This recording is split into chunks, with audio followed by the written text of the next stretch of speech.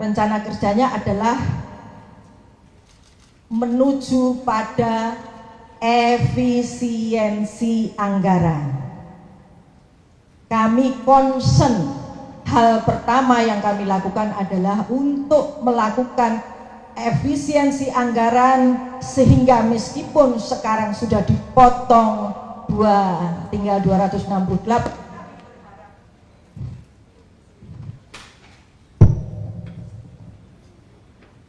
kami berharap masih bisa menurunkan lagi, namun tidak mengurangi sasaran.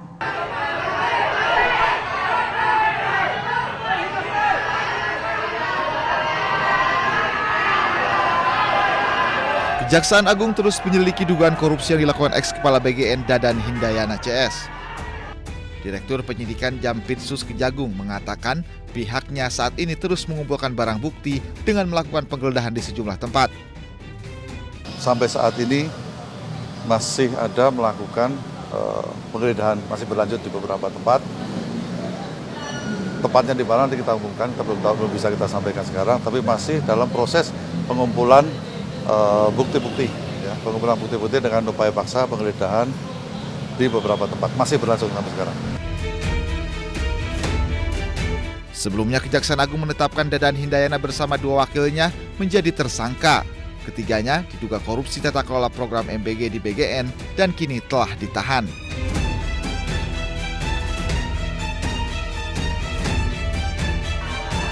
Kejagung menjelaskan tidak menutup kemungkinan akan adanya tersangka baru dalam kasus korupsi BGN.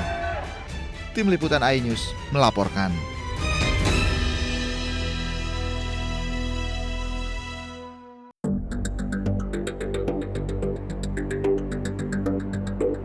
Iran mengancam akan hentikan negosiasi dengan Amerika Serikat jika Israel terus menyerang Lebanon. Bahkan, Ketua Parlemen sekaligus Kepala Negosiator Iran, Muhammad Bagher Ghalibaf, menyebut tidak hanya hentikan negosiasi, tapi juga akan ambil tindakan jika Israel terus lancarkan serangan ke Lebanon.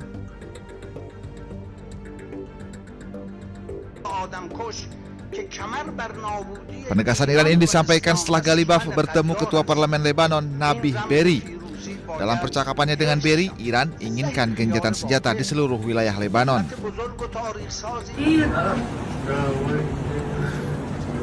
Namun pada Senin, PM Israel Benjamin Netanyahu perintahkan serangan terhadap target-target Hizbullah di pinggiran Beirut seperti Nabatiyeh dan Tire.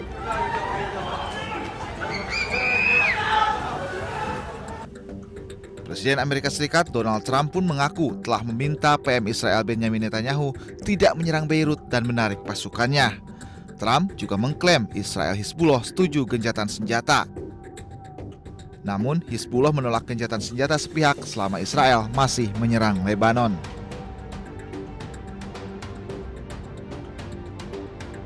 ידע כל חורש רעה נגד ישראל שמזימותיו ייכשלו.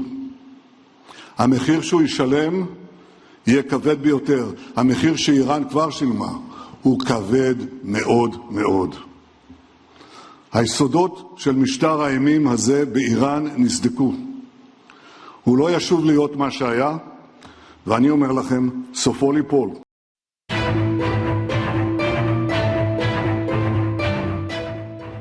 Sebuah video menampilkan fasilitas militer bawah tanah Iran dengan ribuan drone di dalamnya. Menurut laporan, video ini adalah gudang senjata milik Iran yang kembali beroperasi. Dilaporkan Iran telah berhasil membuka kembali sekitar 55 dari 69 pintu masuk terowongan di 18 fasilitas rudal bawah tanah yang sebelumnya dihantam serangan Amerika Serikat dan Israel. Sementara itu, anggota IRGC juga memperlihatkan kapal serang cepat 27 Rajab untuk pertama kalinya.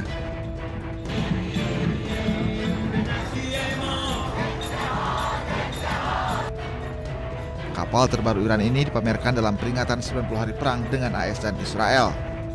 Kapal ini digunakan armada nyambuk untuk operasi penyergapan dan penyerangan di perairan Iran termasuk Selat Hormuz. Dikutip dari stasiun televisi Iran, Press TV, kapal ini mampu menembakkan 2 rudal jelajah dengan jangkauan 700 km dan mampu beroperasi melalui gelombang tinggi 3 meter.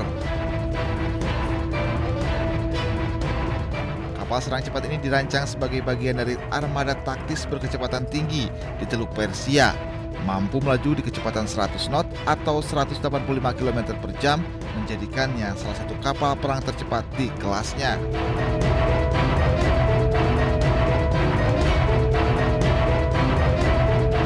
Bahkan kapal 27 Rajab ini mampu bermanuver di gelombang tinggi.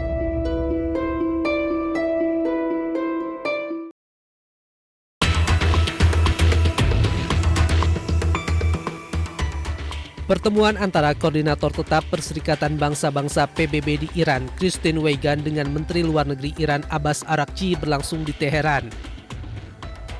Dalam pertemuan itu, Christine Weigand menyerahkan surat kepercayaan kepada Araghchi yang merupakan bagian dari awal masa tugas Weigand. Sebelumnya, Weigand resmi ditunjuk oleh Sekretaris Jenderal PBB sebagai Koordinator Residen PBB di Iran pada Februari lalu. Menlu Iran Abbas Araghchi juga secara aktif melakukan pertemuan dengan perwakilan badan PBB lainnya, seperti Direktur Jenderal Badan Energi Atom Internasional Rafael Grossi. Pertemuan yang berlangsung pada Februari lalu membahas isu terkait program nuklir Iran dan pembicaraan tidak langsung dengan Amerika Serikat.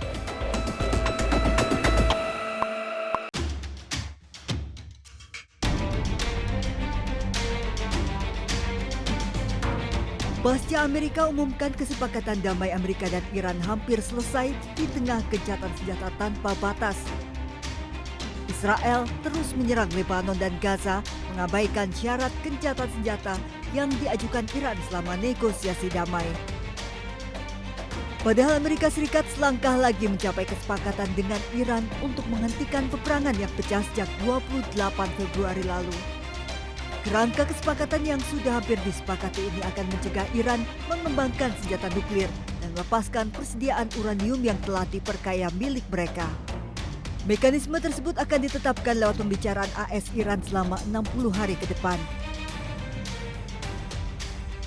Namun Netanyahu tiba-tiba mengumumkan akan menyerang Beirut dan memerintahkan Beirut dikosongkan, memicu kepanikan dan eksodus warga. Mengetahui Israel kembali berulah di tengah gencatan senjata, Korps Garda Revolusi Iran pun mengeluarkan ancaman akan menyerang balik jika Israel tetap menyerang Lebanon dan Gaza.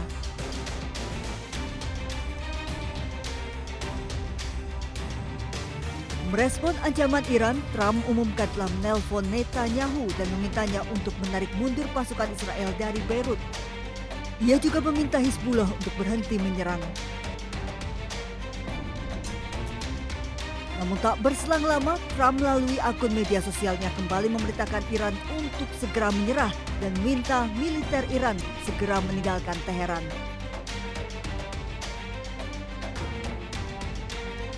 Tarik ulur Amerika membuat jalan damai di Timur Tengah kembali menemui jalan buntu. Pintu damai yang sebelumnya terbuka membuat negosiasi kembali alot.